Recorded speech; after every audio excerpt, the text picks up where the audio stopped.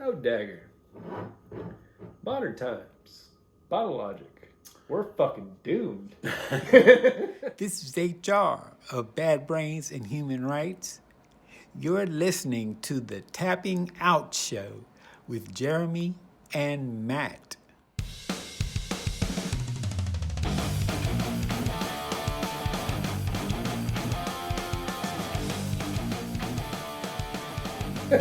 Welcome back to the Tapping Out Show.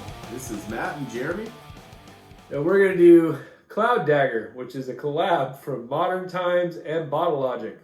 And here's a warning. We like Modern Times and Bottle Logic. A lot. But for the weak of heart, faint of heart, this isn't your jam.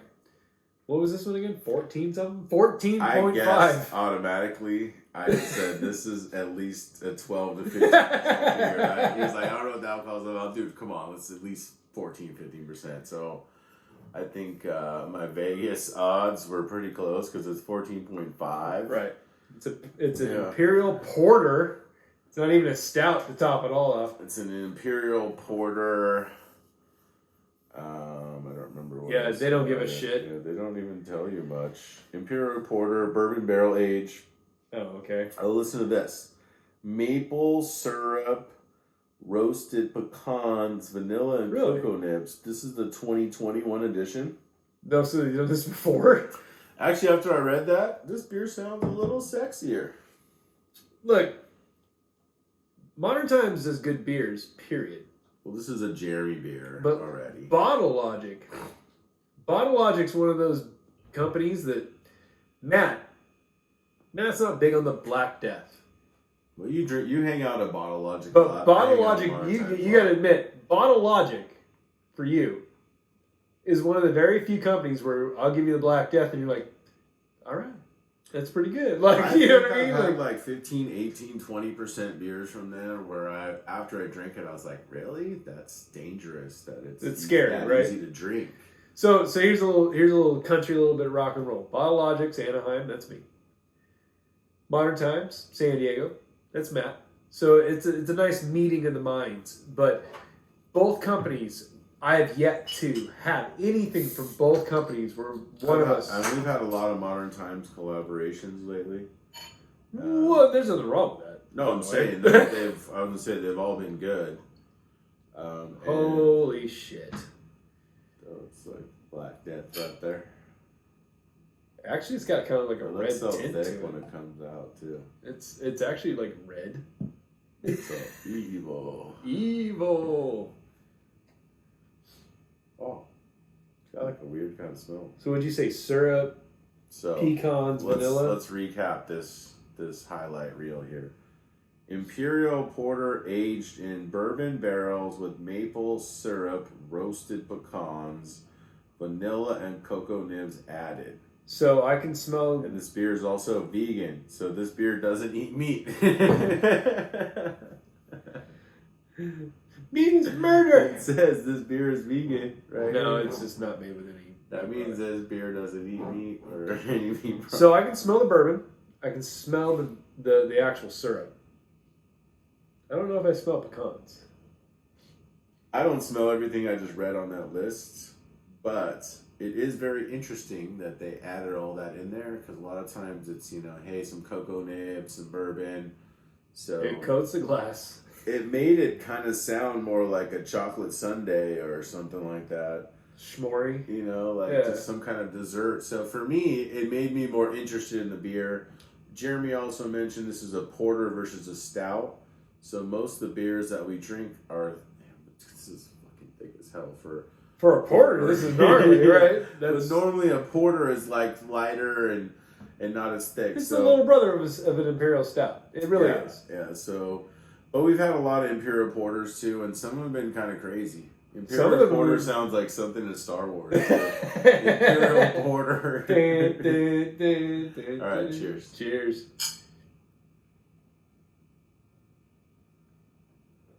My God, it's so thick. What? It's very syrupy, very thick. It tastes good. It tastes crazy though. Oh, there's the pecans. Definitely your kind of beer. For me, it's a little too thick. It's a little too much flavor. A lot of flavor. I really do taste the pecans. If you have nut allergies, that's what I'm saying. When you're done, you have nut allergies, don't drink this beer. Like, it's the back end when you're done drinking it. But it's like this kind of tastes like a syrup you would pour on a sundae. You know what it reminds me of more? It reminds me of the syrup they put in fucking like a Starbucks coffee. Even better. Yes, exactly. Like, this could be your fucking alcohol, modern times, fucking frappuccino. Not that modern times doesn't make coffee, by the way. No, this is very syrupy. It's weird because it's a porter. It's very thick for a porter. Very thick for a porter. This is something you want to sip on. It's very sweet. Very sweet, very flavorful. It's not bad. It's just not what I expected. Especially definitely not what I expected. The fact that it's a porter, though, is just throwing me off because it's like it's should be thick as shit, dude. It's really thick. Yeah, it's like a dehydrated porter. You know what I mean? Like, porter. It's just very syrupy, which, I mean, that's fine. It's got a lot of flavor. I mean, it literally almost tastes like all the things that I mentioned. Like, this could be in a coffee, bro. Yeah. Matter of fact, I kind of want to brew some coffee and just pour it in there. No, yeah. Irish coffee, this would be money. I ain't mad at it. It's not what I expected. Yeah, I don't know. Like, because, I don't know. Like, it's good. Would I drink this every day? No. I would say 4%. I would say it's a good experience. 4 out of 5? It's cool. Yeah, 4 out of 5. It's cool flavor to try. It's a little too syrupy for me. And that's probably what they were going for. No, I think they are. Just not my kind of beer, but it's so good. It tastes awesome. So, I mean, even though it's not my style and I'm not that into the syrupiness of it, flavor-wise, I mean, like I said, we should start a business and, like, put this shit on some kind of, like... Coffee. Frappuccino. Alcohol frappuccino or something. Like, to me, that's what it seems like it is. It's like a concentrated, syrupy, just goodness, right? But it's just kind of hard to, like, pound something like that. Well, that's what I'm saying. Like, if this was a little bit more porterish, where it was a little bit lighter... I mean, which would kill the alcohol content, by the way. And not saying water this down. It would. This would be fucking amazing. Yeah, the flavor is on point.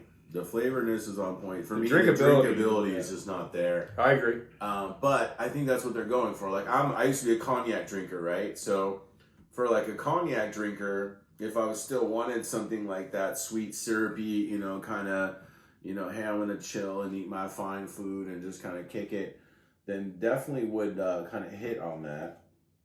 See, this would be good with like lighter proteins, like a chicken or like fish. Yeah, or maybe like a side piece, right? Like how you do kind of something, you have like your cognac on the side, you just kind of have this on the side with your food and the flavor palette and whatnot. But it's worth it for the experience as well. It's worth it for the taste, period. That's what I'm saying. For the taste, the experience of the taste of all the stuff. Would I drink this? Would I drink this like on a daily? No, it's too thick. Yeah. It really is too thick. So I'm gonna do mine. So I love these kind of style of beers. I love these companies. Period. He went 4 out of 5. I'm probably gonna do 4.25 out of 5, but we're gonna do a collective of 4 out of 5, which is still an amazing rating because I mean that's 4 stars out of 5 stars. And I'm not doing that because of the 2 companies. I'm not doing that. This really has a great taste. This would be great in December.